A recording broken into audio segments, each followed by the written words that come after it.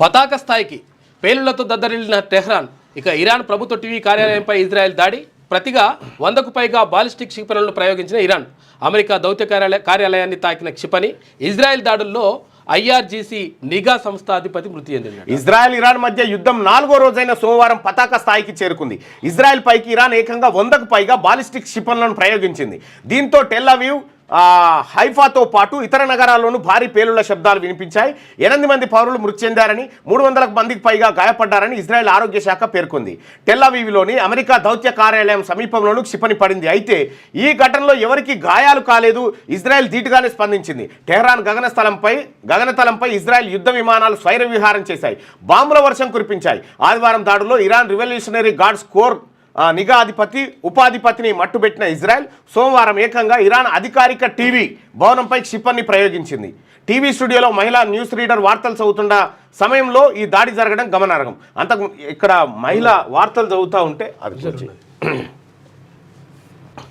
ఇక దీంట్లో విజయం మాదే. నేతన్యాహు చెప్తున్నటువంటి మాట ఏంటంటే, ఇక్కడ మహిళా న్యూస్ రీడర్ వార్తలు చదువుతున్న సమయంలోనే ఈ దాడి జరగడం గమనార్హం. అంతకుముందు ఐఆర్ఐబి కార్యాలయం ఉన్న ప్రాంతం సహా టెహ్రాన్లోని 3 జిల్లాలను ఖాళీ చేయాలని ఇజ్రాయెల్ సైన్యం ఇరాన్ పౌరులను హెచ్చరించింది.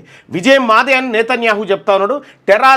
టెహ్రాన్ గగనతలంపై తాము పూర్తి నియంత్రణ సాధించామని ఇజ్రాయెల్ సైన్యం ప్రకటించింది. ఎప్పుడంటే అప్పుడు తమ యుద్ధ విమానాలు ఇరాన్ రాజధానిపై దాడులు చేయగలవని పేర్కొంది. ఉపరితలానికి దూసుకెళ్లే ఇరాన్ క్షిపణి వ్యవస్థలో 3వ వంతు భాగాన్ని, అంటే 120కి పైగా మిసైల్ లాంచర్ వ్యవస్థలు తాము నాశనం చేశామని చెప్పి చెప్తా ఉంది. ఇక్కడ మనం గమనించాల్సిన విషయం ఏంటంటే, ఇరాను ఇజ్రాయెల్ పక్కపక్కకు లేవు. మళ్ళా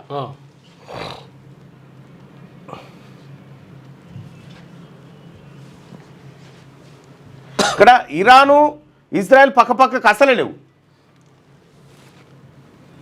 ఇజ్రాయెల్ పాలస్తీనా పక్కపక్కకుంటాయి, కాకపోతే ఇరాన్ లేదు, దూరం ఉంటుంది.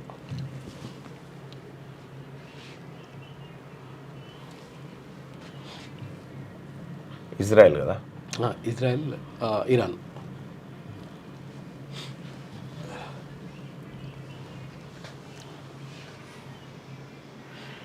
ఇరాన్ ఏడుంది, ఇజ్రాయెల్ ఈడుంటే ఇరాన్ గీడుంది.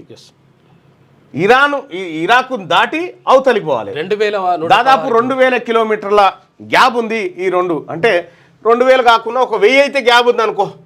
1000 కిలోమీటర్ల గ్యాప్. వీళ్ళు ఏంది మరి ఇక్కడ పోయి చేయాలి యుద్ధం, ఇక్కడ పోయి చేయాలి యుద్ధం. ఏది ఇజ్రాయెల్ ఈడికి పోయి యుద్ధం చేయాలి అంటే బై వాక్ పోయేది లేదు. మిసైల్స్, ఆ తర్వాత ఏది యుద్ధ విమానాలు, డ్రోన్లు, దీంతో చేసేటువంటి డ్రోన్లు అయితే అక్కడ దాకా పోయే పరిస్థితి లేదనుకుంటా.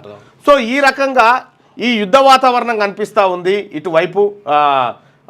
ఏది ఇజ్రాయెల్ కంప్లీట్గా అమెరికా సిట్ అంటే సిట్టు, ఉట్ అంటే ఉట్టు.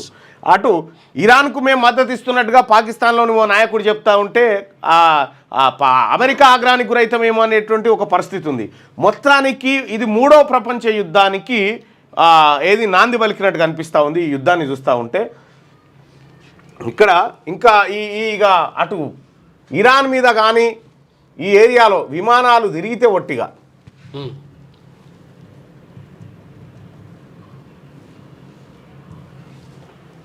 విమానాలు తిరుగుడే లేదు ఇక దాని మీద.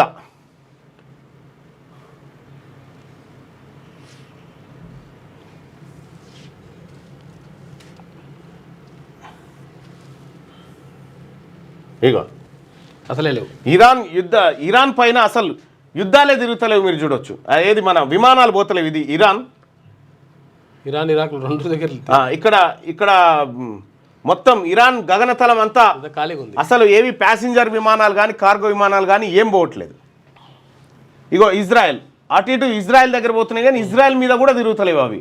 మళ్ళీ ఇటుకి రాగానే టర్న్ తీసుకుంటున్నాయి చూడండి.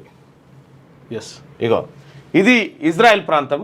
ఇగో ఈ ఇజ్రాయెల్ మీద కూడా ఎక్కడ ఒక విమానం ఎగురుతలేదు. ఇది ఇది ఇరాకు, అది ఇరాన్.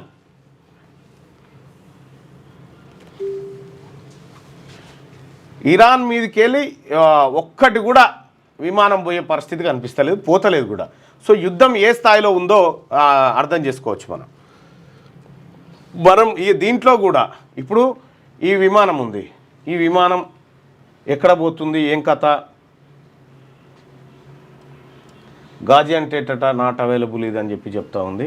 ఇట్లా ఏ విమానం ఎక్కడ పోతుందో కూడా మనం ఇందులో లైవ్లో చూసుకోవచ్చు. అది ఎంత ఎత్తులో ఉంది, ఏం కథ. ఇగో ఈ విమానం ఉంది, ఇది లండన్ నుంచి సింగపూర్ పోతా ఉంది. ఇది ఏది షెడ్యూల్ టైం, ఇది దాని రూటు, అది ఎట్లా పోతుంది, ఏం కథ మొత్తం. అంటే ఇప్పుడు సిస్టమ్ అంతా అప్డేట్ అయింది కాబట్టి ఈ రకంగా మనం తెలుసుకోవచ్చు అన్నట్టు. సో మొత్తానికైతే పతాక స్థాయికి చేరిపోయింది. ఇది 3వ ప్రపంచ యుద్ధానికి ఇందులోకి అమెరికా ఎంటర్ అయింది, లండన్ యూకే ఎంటర్ అయిపోయింది, రష్యా కూడా ఇరాక్ వైపు నిలుస్తున్నట్టుగా తెలుస్తూ ఉంది, ఇరాన్ వైపు నిలుస్తున్నట్టుగా తెలుస్తూ ఉంది, చైనా కూడా ఇరాన్ వైపు చూస్తున్నట్టుగా తెలుస్తూ ఉంది, పాకిస్తాన్ అటా ఇటా కాకుండా ఉన్నది. ఇట్లా ప్రపంచ దేశాలన్నీ ఒక్కటొక్కటిగా అవుతూ ఉన్నాయి. ఒకవేళ ఇజ్రాయెల్ కనుక ఇరాన్ మీద దాడి చేస్తేనట పాకిస్తాన్ ఇజ్రాయెల్ని నాశనం చేస్తుందట. ఒక్క స్టేట్మెంట్ కాదు, ఒక్కటి కథ కాదు. 3వ ప్రపంచ యుద్ధం మనకు తెలియకుండానే ప్రారంభమైపోయింది.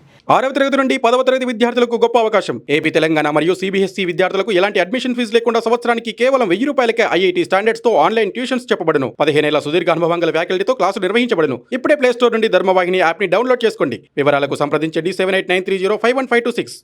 లేటెస్ట్ న్యూస్ తెలుగు మరియు ఇంగ్లీష్ అప్డేట్స్ కోసం ఇప్పుడే క్యూన్యూస్ అఫీషియల్ యాప్ ని ప్లే స్టోర్ నుండి డౌన్లోడ్ చేసుకోండి. సరికొత్త సమాచారాల కోసం క్యూన్యూస్ వెబ్సైట్ ని ఫాలో అవ్వండి. ఛానల్లో ప్రాంతీయ, జాతీయ, అంతర్జాతీయ వార్తలు వీక్షించండి. లైక్ చేయండి,